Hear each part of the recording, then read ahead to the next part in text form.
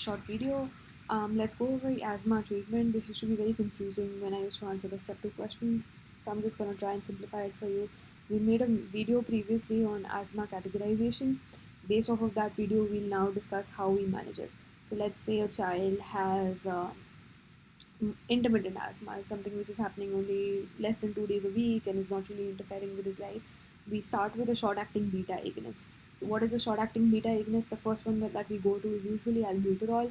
What that does is that in asthma, if your bronchial spasm, like there is bronchoconstriction that causes that cough, that causes that shortness of breath.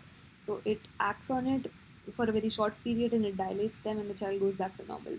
Coming to step two, let's say it's interfering more than 2 days a week, it's coming in between you and your daily activities.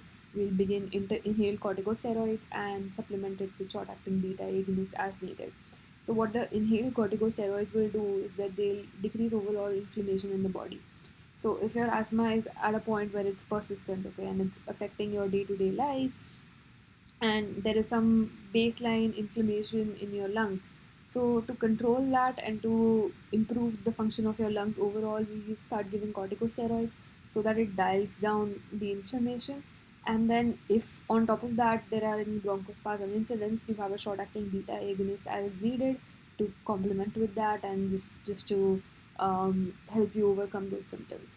So, if this regime doesn't work for you, step 3 would be daily and PRN combination of low dose ICS and formoterol. So what that means is that we'll begin smart therapy. Why this is called smart therapy? Because you're using the same inhaler for rescue as well as control.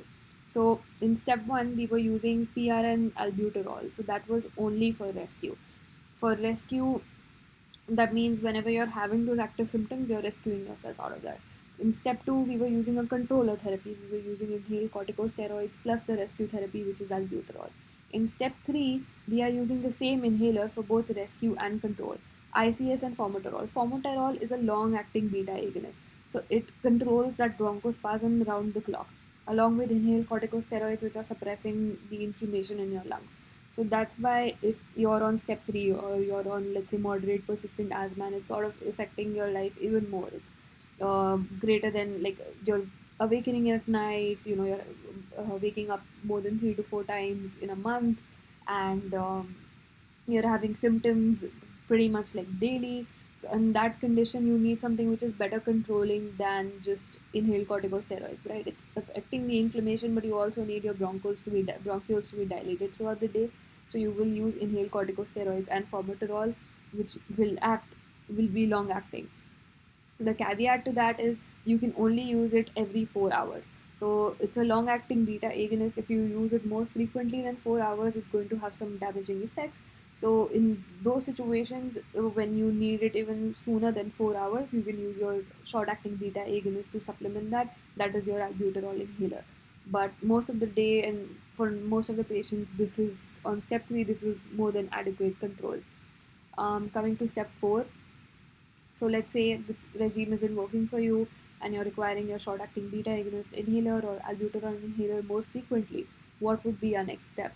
Daily and PRN combination of medium dose inhaled corticosteroids and formoterol. So earlier we were on low dose, now we'll switch to medium dose inhaled corticosteroids, suppress that inflammation even a little bit more, and let's see if that works. Now coming to the step 5, daily high dose inhaled corticosteroids and formoterol inhaler, and as needed albuterol inhaler. So now this is at a point where you're having daily symptoms, they're interfering with your day-to-day life, you're needing the inhaler every couple of hours. Then in that case we would go for high dose inhaled corticosteroids plus formoterol, and then short acting beta agonist like albuterol as needed. Step 6 would be daily high dose inhaled corticosteroids and formoterol inhaler plus oral systemic corticosteroids and as needed albuterol. So oral systemic steroids, we save it for the end because they have certain side effects on the body. Steroids have multiple side effects. You can go and search on Google. But for the asthma regime, that's why we save it for the end. We try and control it as much as possible with the highest dose of inhaled corticosteroids and long-acting beta agonist, that is formoterol. If that still doesn't work, we give you like a PRN needed short-acting beta agonist, which is albuterol plus systemic steroids. So all in all, this regime should work for most people.